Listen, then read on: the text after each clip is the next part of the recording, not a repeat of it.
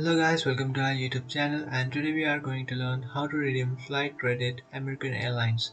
Let's get started. So if you want to redeem your flight credits from your American Airlines, what you can do is just open up a browser.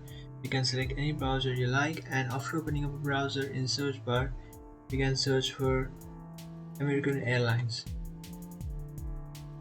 After searching for American Airlines, now you can tap on this first option. After tapping on that first option to redeem flight credit, what you can do is just scroll down, and if your option is at books, you have to change it to manage trips/check-in. After changing that option, now you have to change this option to view travel credits. After tapping on view travel credits, now you can enter your passenger last name. After entering that, you have to enter your confirmation code and enter your 13-digit credit code or your ticket number.